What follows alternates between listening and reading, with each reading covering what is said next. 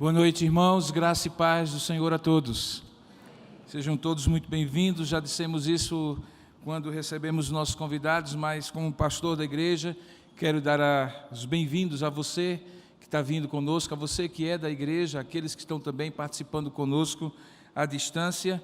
Talvez alguns estejam estranhando um pouco aqui o cenário, mas é que ontem nós concluímos a nossa conferência Docmos, uma bênção que Deus nos deu sob a liderança da juventude da igreja, do nosso irmão pastor Kilven, que liderou e que foi uma bênção. Tivemos aqui na sexta-feira à noite, no sábado, o dia todo, pastores, grupos de louvor, bandas que puderam ministrar o nosso coração sobre esse tema que é aprovados com Deus, por Deus e para Deus, digamos assim.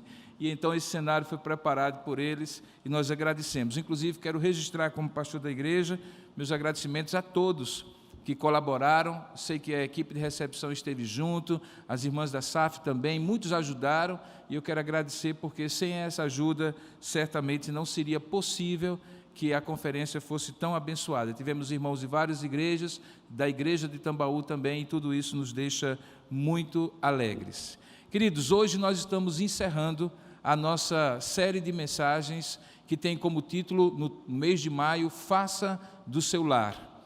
Nós, desde o primeiro domingo do mês de maio, nós começamos a ministrar a equipe pastoral sobre esse tema. E falamos no primeiro domingo sobre Faça do seu lar um altar, focando a adoração que cada lar precisa ter como sua coluna central, marido, mulher, esposa, filhos, todos ali adorando a Deus. Depois falamos sobre Faça do seu lar uma escola. E nós sabemos que antigamente chamávamos de educação doméstica aquilo que nós aprendemos em casa e antes de sair para a escola, e tem a ver com valores, com princípios, com aquilo que a gente acredita, com aquilo que a gente valoriza.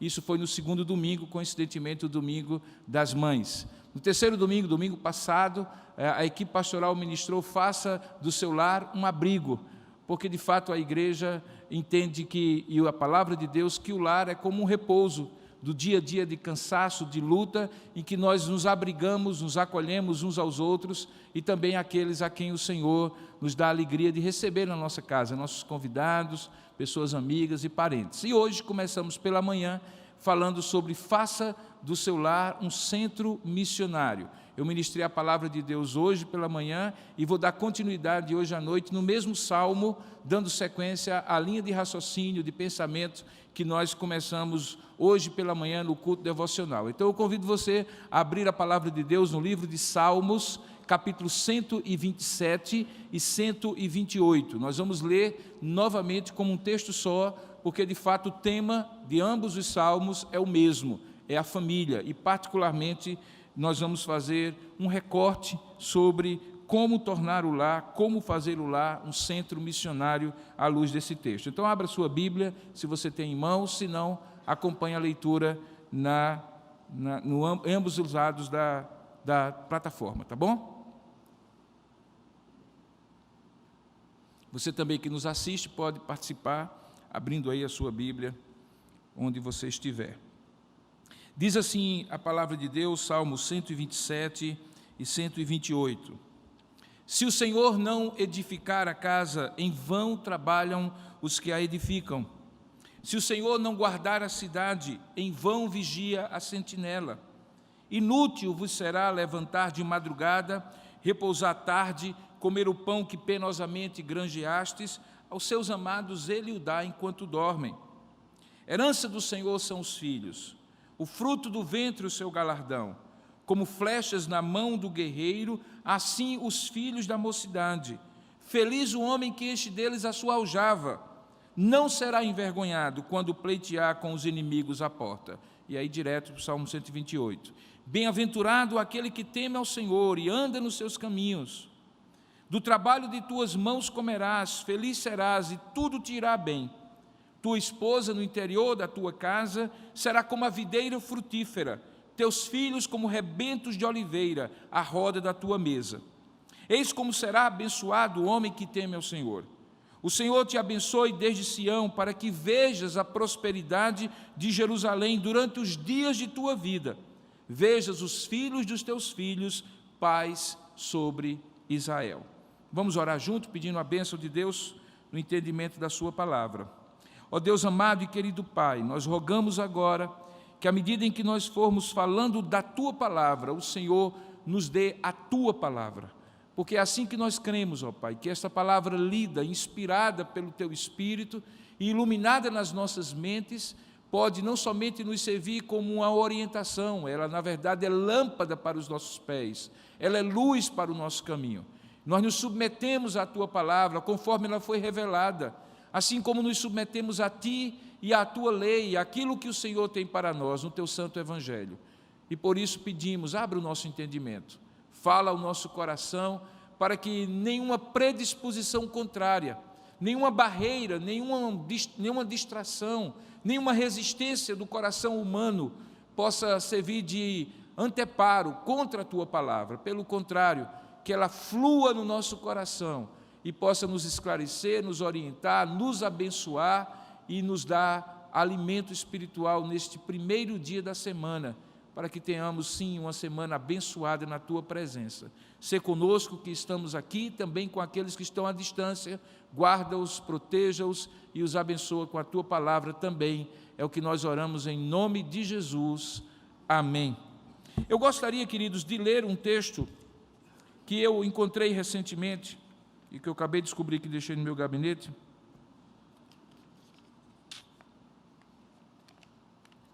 que conta a história de um grande homem chamado Jonathan Edwards. Eu não sei quantos de vocês já ouviram falar dele. Ele era um pastor congregacional, um pregador, um homem de Deus, que teve um grande efeito, uma grande influência no mundo evangélico desde a sua época e até hoje também. Jonathan Edwards foi conhecido como um homem não apenas grande pregador e teólogo, mas também como um homem que escreveu sobre temas os mais diversos e influenciou o povo de Deus e a Igreja do Senhor de maneira muito clara, com os seus escritos, com os seus ensinos. Em algum momento, alguém resolveu fazer e traçar a linha descendente de Jonathan Edwards, e falando sobre a importância do legado de alguém que conhece o Senhor. E fez uma comparação com outro homem chamado Max Jukes, que era seu contemporâneo, e que, ao contrário de Jonathan Edwards, era um homem que não conhecia a Deus, não tinha temor a Deus e era um homem ímpio. Jonathan Edwards e esse homem nasceram por volta do século XVIII, no início do século XVIII, na região de Connecticut, nos Estados Unidos. Jonathan Edwards se tornou pastor, mas teve uma grande influência do seu pai, que também era pastor, Timothy Edwards, e de sua mãe, Esther Stoddard, que também era filha de um grande pastor da época. Ambos se casaram e, quando ele chegou a morrer, depois de uma vida muito prolífica, alguém resolveu fazer um levantamento de todos os seus descendentes. E a coisa mais interessante do mundo é que se descobriu que grande parte dos descendentes de Jonathan Edwards se tornaram homens e mulheres extremamente importantes na vida americana e na vida mundial. Foi levantado cerca de 1.394 descendentes conhecidos de Jonathan Edwards, ou seja, filhos, netos, bisnetos e a toda aquela árvore genealógica a partir dele e de sua esposa. E veja alguns achados. Dos seus 1.394 descendentes, 3 se tornaram presidentes das grandes universidades dos Estados Unidos, daquelas que são chamadas de Ivy League, ou daquelas universidades mais renomadas. 3 se tornaram senadores dos Estados Unidos, 30 se tornaram juízes. Havia pelo menos 100 advogados dentre aqueles que eram descendentes de Jonathan Edwards, 60 médicos, 65 professores de universidades, 75 oficiais do Exército e da Marinha, naquela época não havia força aérea. 100 pregadores e missionários conseguiram ser catalogados como descendentes de Jonathan Edwards, dentre aqueles 1.394 que foram achados. 60 escritores de destaque, um vice-presidente dos Estados Unidos, 80 altos funcionários públicos e mais de 250 formados em universidades. Todos eles contribuindo com a sociedade, todos eles não dando um custo sequer da sociedade. Por outro lado, esse outro, Max Jukes, que na sua época era um famoso ateu contemporâneo de Edwards, frequentemente atacava discursos, a ideologia e as pregações de Jonathan Edwards. E depois que ele, casado com uma mulher que também não conhecia o Senhor, criou os seus filhos, se descobriu que dentre eles 310, dentre aqueles que foram levantados da sua descendência, 310 morreram como indigentes, 150 foram criminosos, dentre os quais 78 assassinos, mais de 100 foram catalogados como pessoas que, infelizmente, se tornaram alcoólatras. Dos 540 descendentes de Juke, muitos deles custaram enorme fortuna aos Estados Unidos, ao Estado americano, pelo custo que tiveram em despesas médicas e outros tipos. A história, portanto, de Jonathan Edwards é um exemplo daquilo que os sociólogos chamam de a regra das 5 gerações. Ou seja, como um pai que cria seus filhos, e o amor que eles dão, e os valores que eles ensinam, e o ambiente emocional que eles oferecem, e a educação que eles proveem, só influencia não apenas os filhos, mas até 4 gerações daqueles seguintes. É possível que eu encontre aqui, nesse lugar, pessoas que não somente são filhos de homens e mulheres comprometidas com Deus, mas são netos de homens e mulheres comprometidas com Deus, e até de bisnetos de homens e mulheres comprometidas com Deus. Eu tenho aqui nessa igreja pessoas de 4, 5 gerações já de homens e mulheres comprometidas com Deus. É garantia que todo filho de cristão, todo filho de crente será um crente e, consequentemente, um bom cidadão? Não. Eu estou dizendo que alguém que não necessariamente é cristão não possa ser uma pessoa ética e moral? Também não estou dizendo isso. Mas aqui nós estamos diante de um paradigma, diante de uma tendência muito clara, que a partir da vida de Jonathan Edwards pode ser generalizada a muitos outros. É que um lar que se torna um centro de missões, um abrigo, uma escola e um altar de adoração, influencia não apenas a geração daqueles que imediatamente compõem esse lar, aquilo que a gente chama de família nuclear, mas também influencia os netos, os filhos dos filhos, como diz o Salmo 128, e os filhos dos filhos dos filhos e gerações à frente, sem que a gente sequer consiga avaliar o tanto do legado que pode ultrapassar de geração a geração no nosso lar. Pensando justamente nisso, é que o tema da noite de hoje, como foi o da manhã, é como fazer do seu lar um centro missionário. Pela manhã eu falei de como esse centro missionário fica claro como uma espécie de recorte, como uma espécie de fatia que a gente faz do Salmo, quando olha o versículo 3, 4 e 5 do Salmo 127, e o versículo 5 do Salmo 128. Eu chamo novamente a sua atenção para esses versículos, porque eles estão dentro daquilo que eu gostaria de ministrar hoje. Então, se você olhar direitinho, eu vou recortar agora como se fosse um salmo dentro de um salmo, um tema dentro do tema maior do salmo, que é a família e a providência de Deus para a família. Veja o que é que diz o verso 3, 4 e 5 do Salmo 127, veja o que é que diz o verso 3 do Salmo 128. Vou ler como se fosse um contínuo. Diz assim: herança do Senhor são os filhos, o fruto do ventre o seu galardão. Como flechas na mão do guerreiro, assim os filhos da mocidade. Feliz o homem que enche deles a sua aljava, não será envergonhado quando pleitear com os inimigos à porta.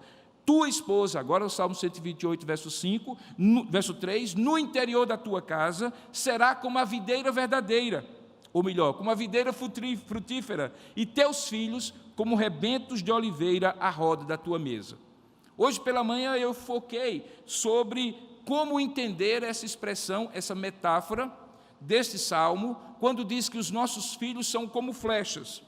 E eu vou fazer uma breve recapitulação para os que não estavam aqui, porque os que estavam vão ouvir 2 vezes, e coisa boa a gente deveria ouvir mais de uma vez. A gente faz isso até com série da Netflix, quanto mais com o sermão do pastor Robson.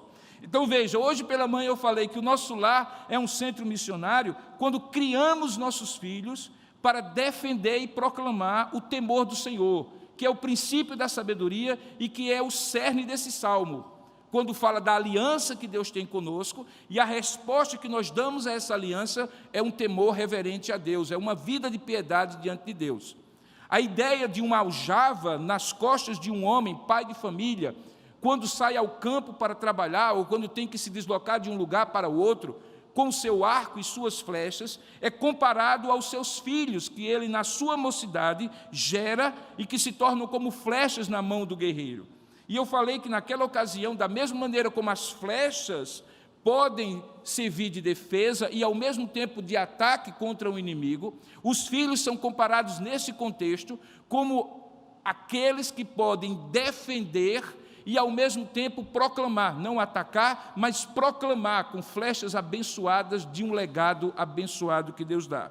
Eu me recordo que, hoje pela manhã, fazendo uma comparação, uma analogia, eu falei que pesquisei sobre como se faz uma boa flecha. Os irmãos acharam engraçados, mas o texto era real, que havia pelo menos 11 coisas que você não pode esquecer para fazer uma boa flecha. Eu estou fazendo então uma comparação, dizendo que a boa flecha, que é o seu filho, também é feito a partir de 11 dicas, que eu gostaria de compartilhar com você, mas não todas, somente algumas. E hoje pela manhã eu falei que uma boa flecha começa com uma boa escolha da madeira de onde você vai fazer a sua flecha. E eu disse que essa ideia de escolher uma boa madeira para fazer uma flecha, comparada ao filho, significa dizer que é no casamento, ou antes disso, no namoro, com a pessoa com quem nós escolhemos viver para o resto da vida, que nós começamos a criar os nossos filhos. E a ideia é que, obviamente, nós não os temos ainda, nem precisamos ter ainda, mas já começamos a formar, a consolidar, a firmar valores, crenças, atitudes que podem ajudar para quando eles existirem na nossa vida, isso estiver tão firme que não tenha nenhum risco de nós negociarmos valores, crenças e atitudes que deveriam ser inegociáveis e assim fazer flechas tortas. A madeira reta, dura, que pode ser consistentemente esculpida para se tornar uma flecha, na verdade é quando nós escolhemos com quem nós vamos casar. Disse também, como a segunda dica, que você precisa esculpir a flecha. Por mais que a madeira seja reta, sempre tem alguma tortuosidade. Os filhos não nascem perfeitos, nós não nascemos perfeitos, e é preciso desgastar as laterais para que aquela flecha fique reta. Isso significa disciplina. Que os nossos filhos precisam ter disciplina, precisam ter limites. Não tem nada a ver com ser tirânico com o filho, provocar o filho à ira, mas tem a ver com colocar ordem na casa e fazer a criança entender, desde a sua pequena idade, que existe uma autoridade ali dos pais sobre ele e que vai ser fundamental para ele compreender que quando ele for viver em sociedade, outras autoridades, o guarda do trânsito, o porteiro da escola e qualquer outra pessoa também tem autoridade sobre ele. E muitas vezes nós vemos pequenos marginais passeando nas nossas cidades, muitas vezes vestidos com um tênis de última moda, dirigindo carros luxuosos, porque os pais deram tudo, mas não deram limites, não deram disciplina. E, consequentemente, o que vai acontecer é que eles nunca vão entender que a autoridade é para ser obedecida, porque não aprenderam em casa.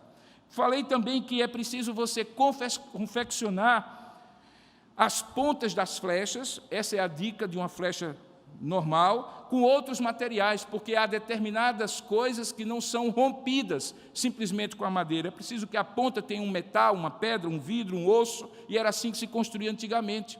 E eu disse que isso aqui é uma analogia para aquilo que eu posso investir no meu filho, em todas as coisas, inclusive ajudando a integrar-se a um grupo de filhos e filhas de irmãos e irmãs, como numa igreja como essa, que possam aperfeiçoar a capacidade dele ir mais longe.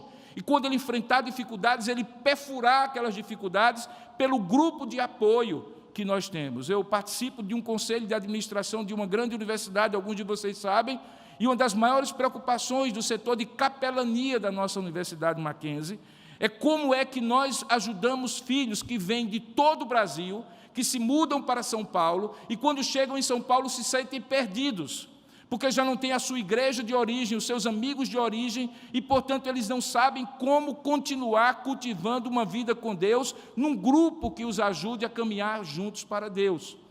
Isso não acontece, porém, somente lá, isso acontece também frequentemente quando os nossos filhos na mesma cidade começam a ter aquela liberdade própria da universidade, da faculdade, os seus próprios horários, já não precisam mais cumprir uma determinada série de coisas próprias do colégio. E eles então se perdem. A quantidade de jovens e adolescentes que se perdem espiritualmente quando começam o ensino superior, porque perdem as bases e o apoio, deveriam nos fazer pensar que a última parte final dessa flecha que precisa ser confeccionada é dar a ela ponta de pedra, ponta de metal, um material mais forte, é ensinar nossos filhos a defender a fé, compreenderem o que creem, não apenas porque papai e mamãe levam todo domingo na igreja, mas eles por si mesmos entenderem esta fé, para que quando cheguem na universidade, em qualquer outro lugar, eles possam, enfim, defender a fé do que eles creem, serem flechas porque eles creem, não porque papai e mamãe creem, porque estavam no ambiente familiar.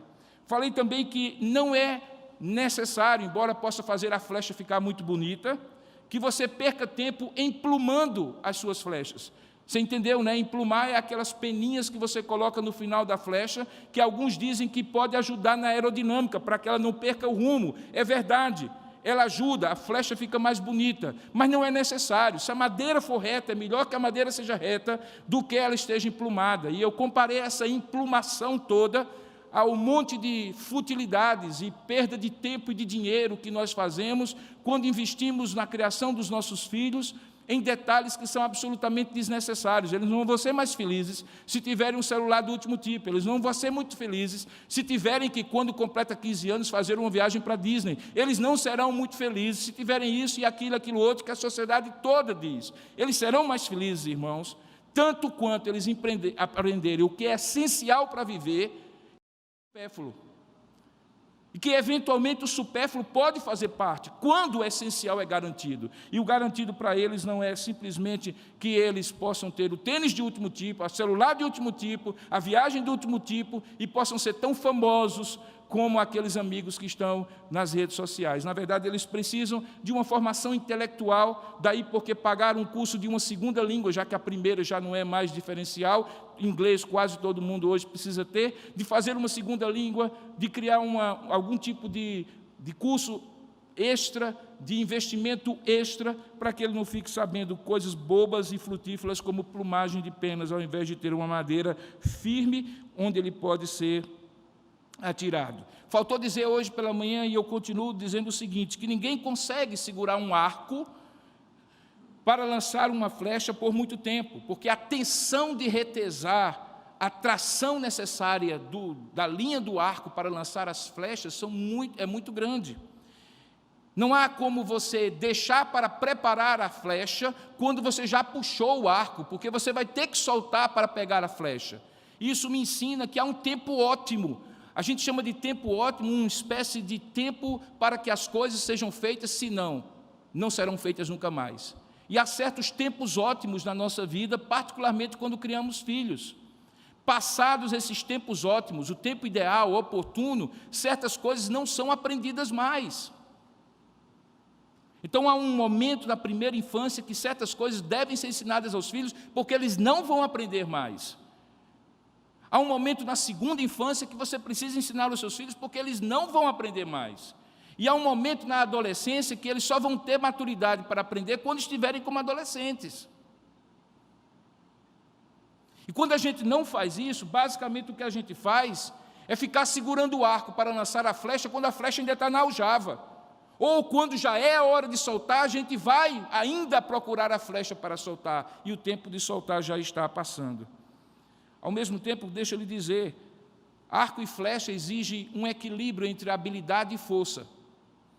E quando diz que os nossos filhos são como flechas, há momentos em que nós exageramos na força e perdemos na habilidade. Alguns outros momentos nós exageramos na habilidade e perdemos na força. Então eu aprendi, irmãos, que eu tenho que treinar a criar filhos. Que você tem que treinar a criar filhos, porque não tem manual. Então significa dizer que, em grande parte, depois do 15º filho, você estará treinado. Eu não estou dizendo que você vai precisar chegar a ele, ao 15º. Mas talvez os erros que você cometeu com o primeiro, você não vai cometer mais com o segundo. Não tem manual. Então, ao atirar suas flechas, que são os seus filhos, cuidado, comece a atirar aos pouquinhos. Eu gosto muito da ideia de, irmãos, a gente começar a balizar os nossos filhos, dando a eles níveis de responsabilidades. Eu sei que para alguns jovens que estão aqui, diz, pastor, se eu soubesse que o senhor ia falar sobre criação de filhos, eu ainda estou querendo arranjar uma namorada, eu não teria vindo hoje para a igreja, mas lembre da madeira, você tem que escolher hoje. porque você já vai criar filhos daqui a pouco, então escute direitinho, tenha paciência. O que eu estou querendo dizer para você é muito simples, é que quando você tiver que criar filhos, você vai ter que dosar habilidade e força num exercício de tentativa e erro. Ninguém vem com manual, e nós não sabemos criar filhos porque ninguém nos ensinou. No máximo, o pai da gente, a mãe da gente, quando a gente faz alguma coisa na juventude, diz assim: quem tem com quem me pagar não me deve nada. Você vai saber como é que vai ser criar filho daqui a pouco. No máximo, eles dizem isso. Ora, muitas vezes nossos pais não nos ensinam nem a casar, quanto mais a criar filhos. E isso não é por culpa deles, é porque eles também muitas vezes não foram ensinados. Então, arco e flecha exige habilidade e força. Você tem que atirar pequenas direções, dar pequenas margens para que esses filhos vão crescer. Mas cuidado, proteger filhos não é super proteger. Ter medo de errar não deve nos reprimir de tentar fazer. Criar filhos é difícil, às vezes sobra força e falta habilidade, às vezes é o contrário. Na prática, sabe o que é que tudo isso nos ensina? Que nós precisamos aprender a ser pais. E se o meu pai nunca me ensinou, se minha mãe nunca me ensinou a ser pai e ser mãe, nem aos filhos, nem às filhas, deixa eu lhe dizer com quem eu posso aprender. Eu posso aprender com Deus, o meu pai. Um livro que ensina princípios e que, ao olhar para ele, eu posso aprender sobre como ser um bom pai e como criar filhos, como ser uma boa mãe, e não ficar nessa história de ficar assistindo Ana Maria Braga no domingo, no meio da semana, para que alguém me dê uma dica, ou encontro com Fátima Bernardes, para que alguém que não tem temor nenhum de Deus possa dizer como é que eu vou criar filhos, quando não conhece os princípios sagrados da palavra de Deus. Bom, tendo dito isso, eu estou já pregando o sermão de hoje pela manhã, deixa eu ir para a segunda parte, que é o que eu gostaria de ministrar hoje. A segunda metáfora do Salmo diz que nós devemos olhar para a esposa, ou as esposas devem se olhar, ou os filhos devem olhar para elas, na seguinte metáfora, que ao redor da mesa e dentro do lar existe uma esposa que é como uma videira frutífera, veja o verso 3 do capítulo 128, tua esposa no interior da tua casa é como uma videira frutífera e teus filhos são como rebentos da oliveira à roda da tua mesa. Eu quero chamar a sua atenção novamente que, como você já sabe, a poesia hebraica, isso é poesia, não faz por rima sonora, não é ar com ar, com ir com ir, não é assim. Mas são ideias que são colocadas em paralelo. Então veja, tua esposa no interior da tua casa é o equivalente a teus filhos à roda da tua mesa. Sabe o que é que isso remete? A ambiência familiar, a vida dentro de casa, a vida familiar, a vida das quatro paredes para dentro, ao convívio familiar. Da mesma maneira como a ideia de que a esposa é uma videira frutífera, combina com a ideia que os seus filhos são como rebentos de oliveira. Então, deixe-me falar primeiramente do primeiro aspecto, que é, nós fazemos com que o nosso lar seja um centro missionário quando, preste bem atenção, mantemos o nosso casamento como uma fonte de saúde e de nutrição espiritual para que nossos filhos aprendam a servir a Deus e ao próximo. Vou repetir. Nosso lar se faz como um centro missionário quando nós mantemos nosso casamento como fonte de saúde e de nutrição espiritual, para que nossos filhos aprendam disso a servir a Deus e ao próximo. E de onde é que eu tiro essa conclusão? Da imagem da videira e da imagem da oliveira. Eu disse a vocês pela manhã e repito, são 3 árvores consideradas sagradas para os judeus, mas não porque são misticamente sagradas, mas porque a economia depende delas, a videira, a figueira e a oliveira. Tudo que praticamente se comercializava em Israel naquela época vinha dessas 3 árvores. E quando nós falamos de nutrição e de saúde, e fazemos disso um pensamento de dizer, mantendo o nosso casamento como fonte de saúde e nutrição, é porque a esposa é comparada a uma videira frutífera. Veja, no verso 3, tua esposa é videira frutífera no interior da tua casa. O que significa isso? Significa que quando Deus compara a esposa com uma videira frutífera, traz a ideia de alimentação, de provisão, traz a ideia da alegria do vinho, da doçura da uva, da doçura das passas da uva, e tudo aquilo que da videira pode se tirar. Havia 2 tipos de uvas em Israel e o profeta Jeremias fala delas. Uma dessas videiras eram chamadas videiras bravas. Elas, por incrível que pareça, nasciam no mato. E se você já foi e já viu uma vinha, você sabe que como a fruta, a videira, ela vai se enramando.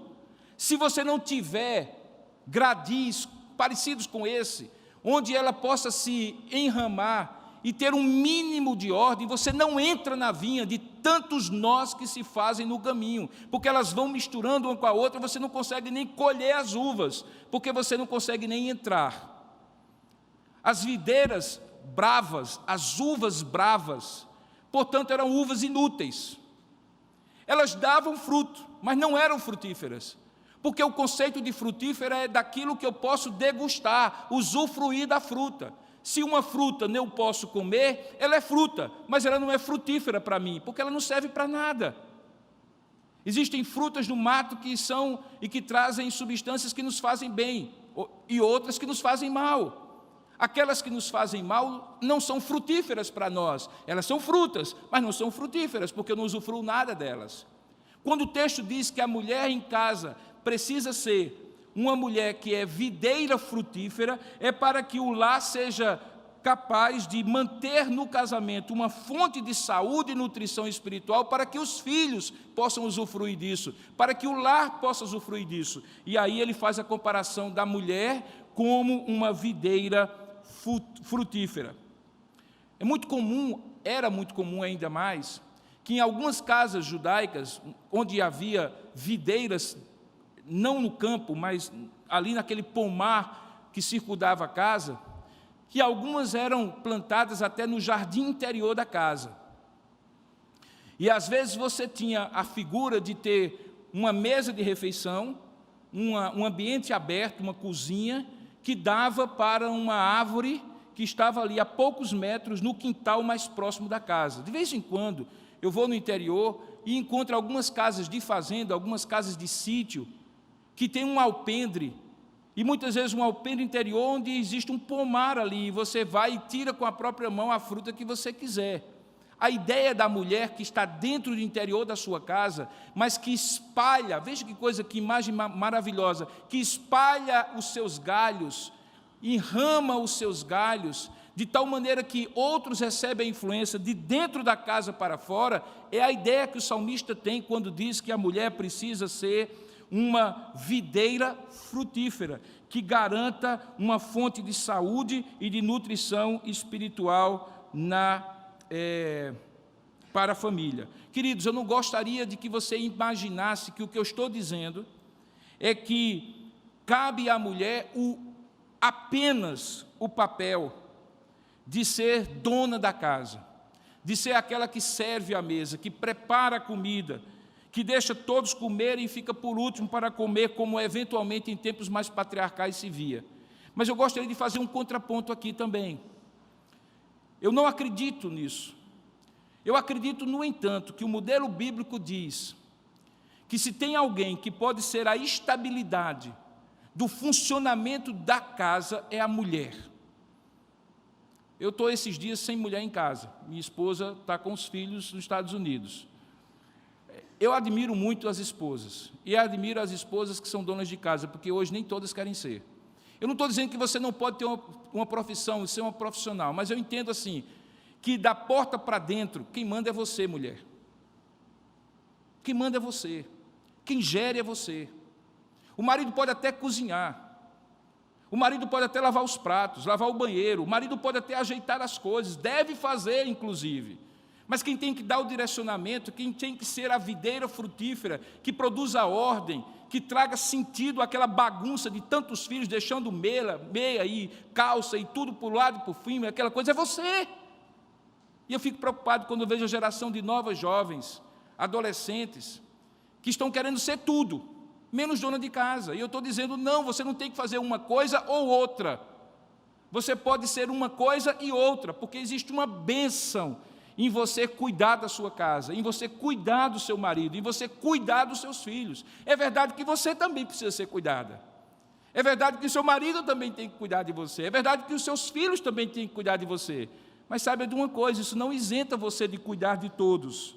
É preciso que você então entenda que eu não quero sacralizar essa imagem da mulher dona de casa apenas, mas eu também não quero entrar na esparrela dos dias de hoje, que sob um suposto título de empoderamento feminino quer dizer a vocês, mulheres cristãs, que não podem ser donas de casa. Podem, devem, é o modelo bíblico. Como é que você vai gerir? Maridos, ajudem.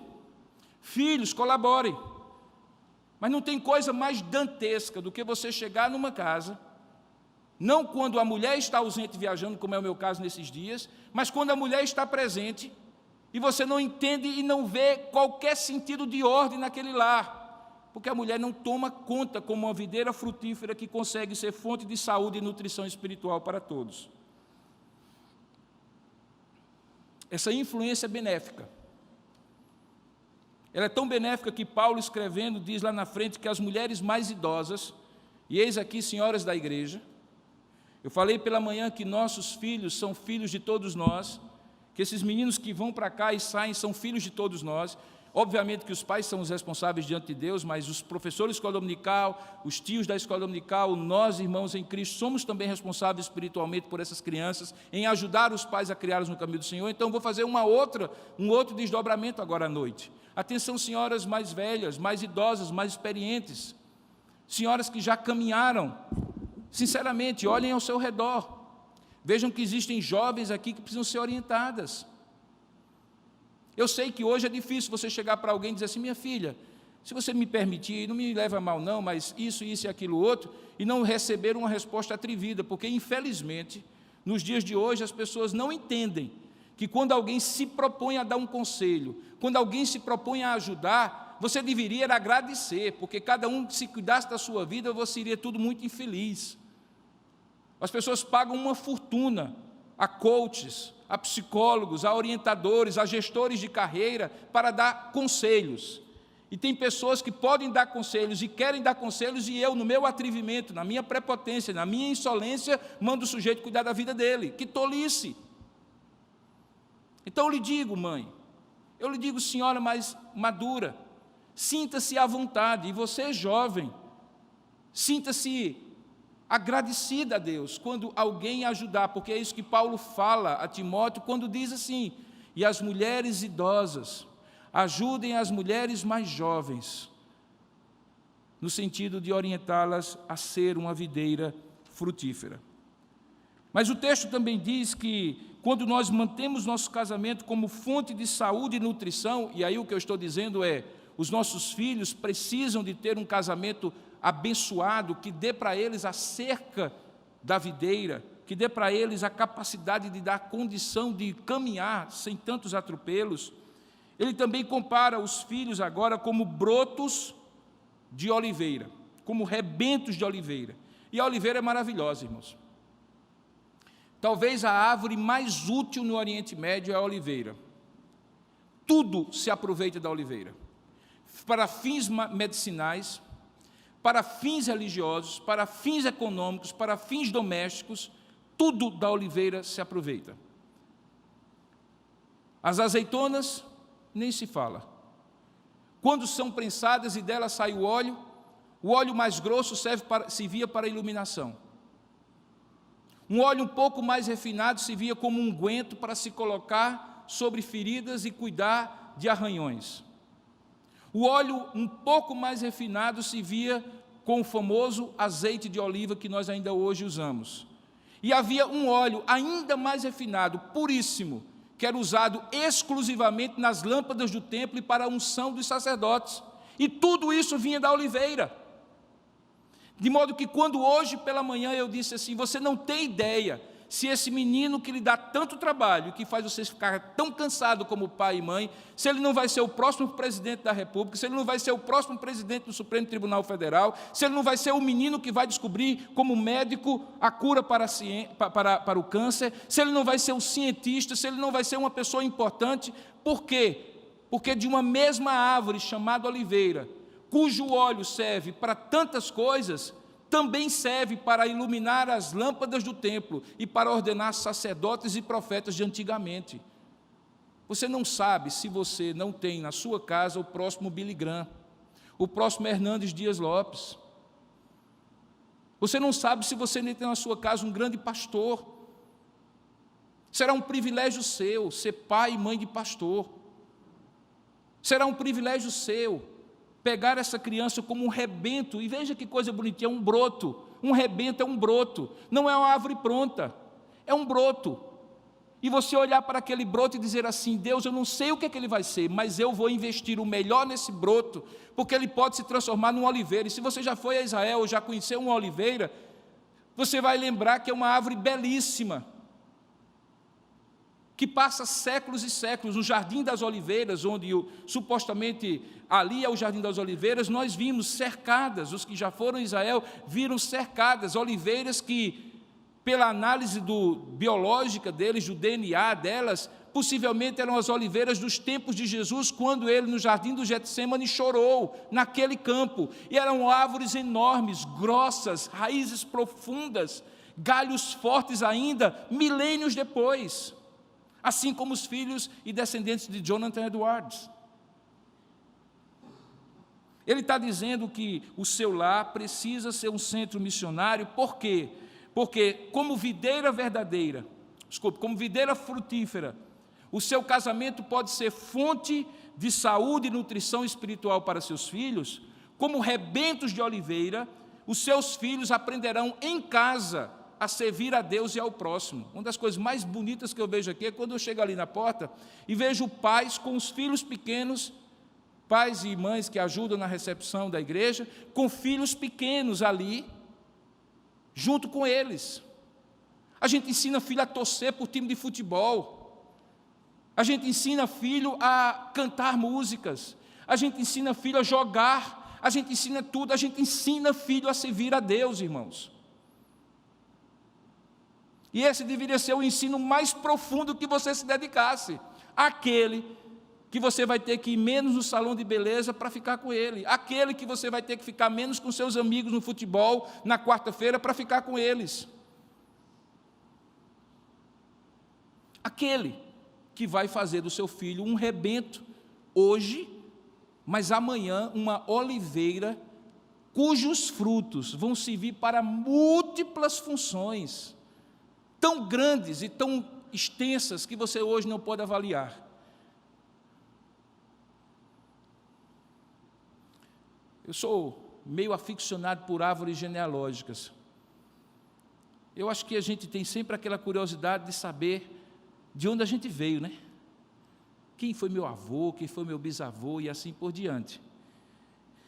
Mas eu gostaria de, um dia, que meus bisnetos tivessem essa mesma curiosidade. E eles pudessem fazer esse trabalho numa espécie de engenharia reversa, deles até chegar a mim. Claro que eu não vou estar aqui, quem sabe, talvez, mas talvez não os trinetos. Mas um dia eu vou encontrá-los, se eles se tornarem crentes e continuarem nessa aliança do Senhor, no céu. Você já imaginou a alegria de um dia você se encontrar no céu, com um trineto seu, que você não conheceu na terra, e que é crente como você, porque você foi crente, ensinou o avô dele, o bisavô dele, o pai dele, todos pelo seu exemplo e modelo. Você já imaginou que alegria é essa? É muito maior do que encontrar Abraão, Moisés, Davi e o apóstolo Paulo, meus irmãos. Porque Davi, o apóstolo Paulo, Abraão, todo mundo vai querer conhecer, vai fazer fila no céu para conhecer. Mas o meu bisneto, o meu trineto, vai ser o pai dele, o avô dele, que vai chegar para mim e dizer assim: olha, pastor Robson, lembra quando o senhor pregou naquele dia final sobre esse assunto? Eu estava lá nos Estados Unidos assistindo, como eu sei que tem meus filhos estão assistindo agora essa mensagem, e que vão dizer assim: puxa vida, eu preciso deixar esse legado do meu pai para os meus filhos e para os filhos dos meus filhos. E agora eu quero contar, eles deixaram, e aqui eu quero apresentar ao Senhor, são eles, Imagina só, sabe aquele almoço, sabe aquele jantar de Natal, de fim de ano, que vovó e vovô gostavam de juntar todo mundo, e que era aquela bagunça, santa bagunça, tinha sempre aquele primo desajeitado, aquele tio gaiato. Imagine isso no céu, com todo mundo santificado. Aquela monte de gente, sua família, seus descendentes, os descendentes dos seus descendentes, porque você os viu como rebentos de oliveira, e disse assim: eu vou cuidar dessa plantinha, eu vou podar essa plantinha, eu vou nutrir essa plantinha, eu vou aguar essa plantinha, eu vou cuidar dessa plantinha mais do que de minha vida profissional, mais do que minha reputação com as pessoas. Eu vou cuidar dela como a coisa mais preciosa que Deus me deu, porque ela é a coisa mais preciosa que Deus lhe deu, porque são herança do Senhor para você. Eu não recebi a herança do meu pai. Ele teve muitas virtudes, mas essa ela não deixou. Então eu tive que batalhar por mim mesmo. Mas se hoje aparecesse alguém que dissesse assim: olha, eu nunca lhe disse, mas seu pai deixou isso para você, ajudaria para pagar as contas até o final do mês. Agora imagine você o seguinte: o texto diz que os filhos são a herança do Senhor, e eu falei hoje pela manhã que é uma herança inalienável. Na lei judaica você não podia dar como garantia uma herança que você recebesse do seu pai. Você não pode dar de garantia uma herança que você recebeu do seu Deus, e que são seus filhos. Não dá para negociar com eles, não dá para tirar vantagem. É investimento, é investimento, é investimento, mas é investimento eterno, é investimento perene, perpétuo, tem a ver com as próximas gerações. Bom, irmãos, está na hora de terminar. Hoje pela manhã, quando eu introduzi a mensagem, eu falei sobre os filhos dos militares e como eles sofrem muitas vezes, são afetados pelas múltiplas mudanças. E depois falei sobre a história daqueles missionários que foram mortos no Equador na década de 1950, e como suas esposas, ou pelo menos duas deles, dos 5 que morreram, foram assassinados pelos povos que eles estavam querendo alcançá-los, e uma filha órfã voltou para aquele lugar, e pela ambiência familiar, quando 2 índias daqueles povos vieram a morar com eles, eles foram tocados. Aquelas índias foram tocadas e se tornaram missionárias para o seu próprio povo. E eu mostrei como isso era um bom exemplo de tornar o lar um centro missionário. Eu quero terminar a mensagem de hoje fazendo uma comparação com um relato bíblico que eu gostaria de que você lembrasse. Você lembra que o apóstolo Paulo, quando ele estava na última, eu falei sobre isso ontem à noite na conferência Docmos, no final, quando ele estava preso, na última prisão dele, ele escreveu algumas cartas, uma delas ele escreveu como segunda carta que ele estava agora enviando para um jovem pastor, chamado Timóteo. Timóteo tinha sido conhecido pelo apóstolo Paulo na segunda viagem missionária, e Paulo o trouxe para si e resolveu mentorear, resolveu discipular Timóteo. Timóteo vinha de um lar meio complicado para os padrões da época, aquilo que a gente chamaria talvez de um lar disfuncional do ponto de vista da cultura da época e principalmente da cultura espiritual da época. Por quê? Porque a mãe dele e a avó dele eram judias, a irmã Eunice e a irmã Lloyd. Mas Timóteo tinha um pai que não era judeu. Isso era uma situação, digamos assim, completamente fora dos padrões, porque era dito às mulheres judias que elas casassem com judeus para conservar a aliança que Deus havia feito com Abraão, Isaque e Jacó e tinha chegado até eles. Nós não sabemos com que razão que a mãe de Timóteo não obedeceu esse mandamento. E imagine que, da mesma maneira como eu tenho pessoas aqui e outros lugares onde eu já fui pastor, em que muitas vezes há conflitos entre marido e mulher sobre que orientação espiritual dar aos filhos, para onde eles devem ir no domingo e assim por diante, eu imagino que talvez na casa de Timóteo havia esses mesmos conflitos. Mas sabe, como acontece sempre, o contato de uma criança tenra, de uma criança pequena, por mais que o pai seja presente, é muito mais com a mãe, não tenha dúvida disso, pela dependência de uma série de coisas. Eunice e Lloyd, talvez habitando na mesma casa, aproveitaram tudo que puderam e todo o tempo que tiveram para influenciar espiritualmente Timóteo. Isso é dito, inclusive, pelo apóstolo Paulo, quando diz para Timóteo que a fé que um dia ele viu e ouviu de sua avó e de sua mãe era real na vida dele, e por isso Deus havia o chamado para o pastorado. Timóteo assume a igreja, que eu julgo, e muitos outros, como a igreja mais importante de todo o Novo Testamento, que é a igreja em Éfeso. Quando Paulo colocou 3 anos do seu ministério ali, e escreveu a carta mais importante, mais profunda, que é a carta aos Efésios de todo o Novo Testamento. Deixe-me dizer uma coisa: se você fizer uma contagem das palavras, dos textos que se relacionam aos personagens do Novo Testamento, você vai descobrir a seguinte ordem de importância. A seguinte ordem de importância, preste bem atenção. Em primeiro lugar, Jesus Cristo, obviamente, porque ele é o centro de toda a Bíblia, o centro do Novo Testamento. 4 evangelhos foram escritos sobre ele, e tudo que escreveram sobre ele, os outros, dos 27 livros da Bíblia. Jesus Cristo é o concurso, fica entre só ele e ele mesmo.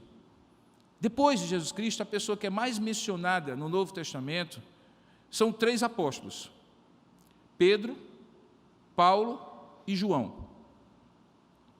Quando acaba Jesus e quando acaba os apóstolos, adivinhe só quem é a pessoa que é mais mencionada e que recebe de Paulo algo que nenhum outro recebeu: 2 cartas, orientando a como ser um pastor. Quem é? Timóteo. O que acontece ali? Timóteo recebe a igreja de Paulo. Paulo estava lá desde o começo, junto com Apolo, com a sua esposa.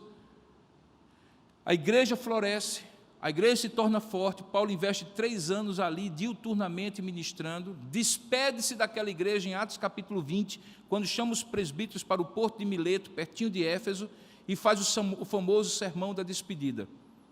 E entrega aquela igreja para aqueles presbíteros, dizendo assim: atentai por vós e pelo rebanho que o Senhor, sobre ele, vos constituiu como bispos e presbíteros. Aqueles homens recebem posteriormente um novo pastor para cuidar deles. Quem é o novo pastor? Timóteo. Eu não sei você, mas assim, ser o pastor que vai substituir o apóstolo Paulo não é coisa para pouca gente, para muita gente, é coisa para pouca gente.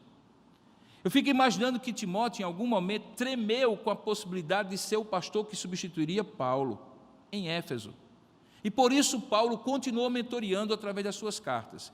Ele fez um trabalho tão abençoado que a igreja de Éfeso continuou firme. E depois um velho apóstolo, no final de sua carreira, chamado João, o apóstolo amado, assume aquela igreja e faz dela o último ministério dele antes de morrer. Eu fico imaginando a seguinte questão, irmãos. Quando vovó e mamãe viam aquele menininho pequenininho, será que elas poderiam imaginar que o efeito da instrução que elas teriam sobre aquela criança faria deles um pastor tão abençoado como Timóteo? Provavelmente não. Mas sabe o que é que elas fizeram? Elas fizeram o que qualquer agricultor faz. Sem saber se o rebento da oliveira vai dar muito fruto ou não, você cuida do rebento na suposição de que ele vai dar muito fruto. Porque se você não cuidar na suposição de que ele vai dar muito fruto, você descuida, e todo rebento descuidado morre, como toda criança não bem criada desfalece do caminho. Eu quero dizer para você um desafio. Ao convidar você a fazer do seu lar um centro missionário, por favor, não entenda que eu estou dizendo que todos os seus filhos e os descendentes dos seus filhos serão pastores. Embora se eles forem, deixa eu lhe dizer, será uma bênção para você. Mas se eles forem qualquer outra coisa, contanto que eles sejam servos de Deus, essa nação, que hoje nós olhamos com um misto de esperança e de angústia, porque sempre parecemos ser uma nação do futuro e nunca do presente. Essa nação pode ser influenciada pelos nossos filhos e pelos filhos dos nossos filhos. Essa vai ser a sua contribuição, meu irmão. Essa vai ser a sua contribuição, minha irmã. As grandes nações da terra se tornaram prósperas por um fator, outros talvez, mas um com certeza, é que nenhuma geração colhe os frutos que ela mesma planta. Todas as gerações precisam ter o altruísmo de plantar hoje para que as próximas gerações colham. Na vida espiritual é assim também. Eu nasci no lar em que meus pais não eram crentes em Cristo. Me converti aos 15 anos. Tive a alegria de ver minha família conhecendo o Senhor Jesus. O meu desejo é que o lar dos meus 3 filhos seja ainda mais abençoado, porque eles terão o privilégio, se forem sábios, de casarem no Senhor e criarem seus filhos desde o começo até a idade adulta, como eu não pude ser criado, embora não reclame da criação dos meus filhos, dos meus pais, mas eles não têm e não tiveram o conhecimento espiritual que hoje eu tenho, que a minha esposa tem e que eu deixei para meus filhos como uma herança. Você planta hoje para colher depois, mesmo que você não veja a colheita. É melhor do que você depois ser conhecido como alguém que deixou na terra gente que não conhece o Senhor. Recentemente, eu tive a oportunidade de, numa dessas minhas andanças aí, pegar um Uber, e não porque era um Uber, porque é uma profissão digna, principalmente nos dias de hoje, e eu não reconheci a pessoa, o motorista, que eu normalmente verifico, e eu então desci no aeroporto, não foi aqui em João Pessoa, foi em outra cidade, e quando eu fui pedir para o rapaz abrir a mala para eu colocar a minha bagagem, aí ele disse: pois não, pastor.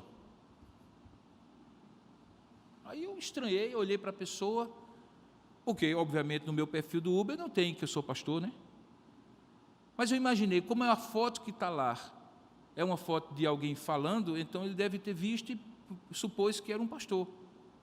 E aí eu olhei e disse: tá, obrigado. E fechou a mala, eu entrei no carro, e aí antes dele dar a partida, ele disse assim: está me reconhecendo não, né? E aí eu disse: é ruim, né, quando alguém pergunta assim: está me reconhecendo, pastor? E você fica dizendo assim, eu tenho uma tática, assim, como é seu nome completo mesmo? Mas aí dessa vez não deu para fazer. Você está me reconhecendo não, né, pastor? E aí eu disse: não, eu reconheço, confesso que não estou. Disse: eu sou fulano de tal, filho do pastor fulano de tal. Eu não vou dizer os nomes, por óbvio, talvez alguns irmãos venham a conhecer. Eu disse: rapaz, que alegria vê-lo aqui, tudo bem. Ele estava muito diferente. E aí, nessa muita diferença que eu vi nele, o trajeto, que era mais ou menos de 1 hora, acabou virando quase 2h30, porque a gente foi bem devagarzinho, e ele contando a trajetória de vida dele, desde quando eu o conheci pequeno. Ah, irmãos, que tristeza. Que tristeza. Que tristeza. Assim, eu não poderia descrever para os irmãos a tristeza que eu senti naquele momento. De me lembrar como o pai daquele menino criou e como ele resolveu e decidiu viver a vida dele. Quando terminou o trajeto, ele me deixou em frente ao hotel e eu disse assim: fulano, você está indo a alguma igreja? Eu sabia, pelo relato do que ele tinha feito, que ele não estava indo a igreja nenhuma. E aí ele disse assim: de vez em quando, pastor.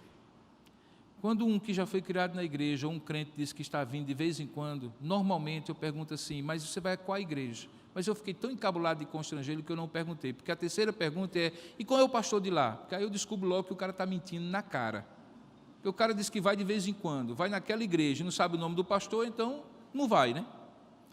Mas aí eu fiquei tão constrangido, uma pena tão grande de colocar naquela situação. E aí eu disse: então você me permite fazer uma oração? E aí eu fiz uma oração por ele, com ele, dentro daquele carro. Ele nem queria receber o dinheiro. Eu digo: não, de jeito nenhum, eu vou pagar você, claro. Mas quando terminou que eu orei por ele, aí eu pedi uma coisa para ele. Eu disse assim: olha, seu pai não está mais vivo. Eu o conheci quando eu era seminarista. Você sabe disso porque algumas vezes eu comi na sua casa. Seu pai ficaria muito, muito feliz se soubesse que você voltou aos caminhos do Senhor. Domingo que vem, vá a uma igreja. Você mora em tal lugar da cidade, eu sei que tem uma igreja próxima, vá a uma igreja. E se você for, não é obrigatório, mas se você puder mandar uma mensagem para mim pelo Zap, que agora você tem aí, porque a gente tinha trocado o número do telefone, me manda uma mensagem. Para minha alegria, irmão, segunda-feira passada, eu estava nessa mesma cidade, eu estava chegando nessa mesma cidade, e aí eu recebo a mensagem. E a mensagem dele dizia assim: ontem eu fui, foi muito bom, me senti estranho, como se eu estivesse voltando a uma casa que eu conheci quando era criança. Sabe aquela sensação que você tem quando passa na sua cidade e você vai naquela casa que você foi criança, que traz uma boa recordação, mas você descobre que o muro não é tão alto quanto você imaginava, que a casa não era tão grande quanto você pensava? Era mais ou menos isso que ele estava querendo dizer. E aí eu respondi para ele: domingo você vai de novo? E ele falou: vou sim. A minha oração hoje é para que aquele descendente da aliança possa entender que um dia ele foi um rebento de oliveira e que Deus o sustentou até agora para que ele seja uma oliveira que dê muitos frutos. É isso que eu desejo que aconteça com seu filho, minha irmã, com seu filho, meu irmão. E para isso eu gostaria de orar nesse momento, consagrando os nossos filhos ao Senhor. Você talvez não os tenha ainda, você ainda vai tê-los. Talvez você não vá tê-los de maneira natural, ou não os tenha de maneira natural, mas Deus vai lhe dar para que você possa ter no coração. Talvez você já teve, já criou e agora já é avô ou avó. E você tem os seus netinhos, que como filhos também precisam ser encaminhados. Eu não acredito que tenha uma única pessoa aqui que não possa orar e consagrar sua família, seus filhos, nessas várias configurações que eu acabei de mencionar. Por isso eu lhe convido agora a se colocar de pé. E eu não sei se você está longe, nesse momento, da sua família. Quando eu digo da sua família, talvez dos seus filhos, da sua esposa, do seu esposo. Se você quiser se movimentar, não tem problema agora, porque logo depois dessa oração, as crianças vão entrar e vão cantar conosco. E nós queremos cantar com elas, mas nós queremos consagrá-las ao Senhor agora, os nossos filhos e os filhos dos nossos filhos. Eu convido você nessa hora a curvar a sua cabeça e fechar os seus olhos. Esse é o momento de você dedicar a Deus a sua família, dedicar a Deus os seus filhos. Eu sei que talvez você faça isso diariamente, mas agora é um momento especial, porque você vai querer oferecer isso como assim: Senhor, eu recebi essas heranças, e eu quero que elas sejam como rebentos de oliveira, que possam frutificar. Ore comigo nesse momento. Vamos orar e consagrar a Deus nossos filhos e as nossas famílias, para que eles sejam rebentos de oliveiras e um dia oliveiras frutíferas.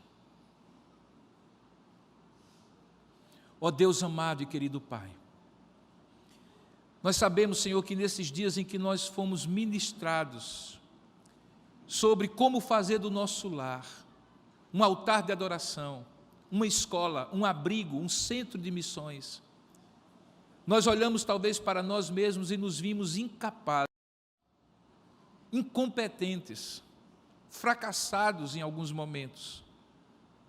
Olhamos para a nossa própria criação e dizemos: como podemos dar talvez o que não recebemos? Enquanto outros pensaram: como é que eu recebi tanto e não consegui passar para os meus filhos? Ó Deus, seja qual for, afasta, Senhor, essa sensação imobilizante de fracasso, transforma ela em arrependimento sincero diante de Ti, se há de que se arrepender. Transforma, ó Deus, o nosso coração com a certeza de que podemos ainda consertar, podemos ainda fazer alguma coisa, ainda há tempo, ainda há influência a ser feita. E o que eu te peço, ó Deus, é que o Senhor nos dê sabedoria e graça para descobrir como fazer com que esses rebentos de oliveira, do tamanho que eles estiverem, possam produzir muita riqueza espiritual para as próximas gerações.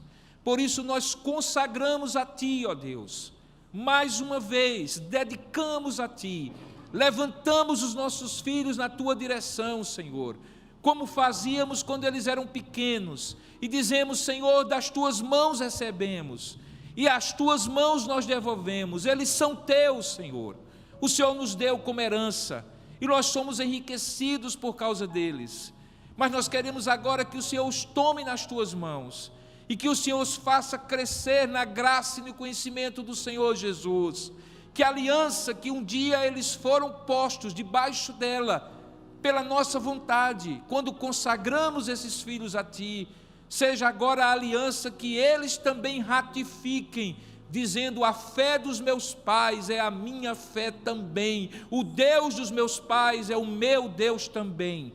Ó Deus, faça isso, Senhor. Aqueles que estão na situação difícil de verem filhos caminhando longe do Senhor, que o Senhor, pela Tua graça, corrija o caminho, traga para perto de Ti, discipline com amor, mas com firmeza, para que eles reconheçam a Cristo como Senhor. Que aqueles que já têm filhos de filhos possam cooperar, ajudar, instruir, apoiar essa criação dos filhos agora com os seus próprios netos, ó Pai. Ó Senhor, eu Te peço pelos jovens que estão aqui nesta igreja, que ouviram essas ministrações nesses domingos, que estão em vias de decidir com quem casar, com quem estabelecer um lar. Talvez na cabeça deles, Senhor, eles nem imaginam assim, pensam que é apenas um namoro, mas nós sabemos que temos mais experiência de como aquele afeto vai enraizando no coração, e quando escolhemos mal, podemos desgraçar a vida inteira. Que isso não aconteça com os nossos jovens, que aqueles relacionamentos que já estão estabelecidos de namoro, de noivado, de compromisso, se firmem no Senhor, sejam postos sobre a rocha do Senhor, e aqueles que eventualmente ainda vão iniciar, possam ter o discernimento espiritual, a percepção de escolher bem, escolher no Senhor, porque sem dúvida alguma esta é a melhor madeira, de onde eles poderão encravar, criar, fabricar as flechas do Senhor, que vão para as próximas gerações. Toma conta dessa igreja, Pai, que ela continue sendo uma igreja de famílias, que nós possamos ver as gerações e as próximas gerações caminhando no Senhor Jesus, e que assim, ó Deus, nós sejamos abençoados. Oramos dessa forma, consagrando os nossos filhos ao Senhor, em nome e para a glória de Jesus Cristo, nosso amado Deus e Senhor. Amém e amém. Sente por um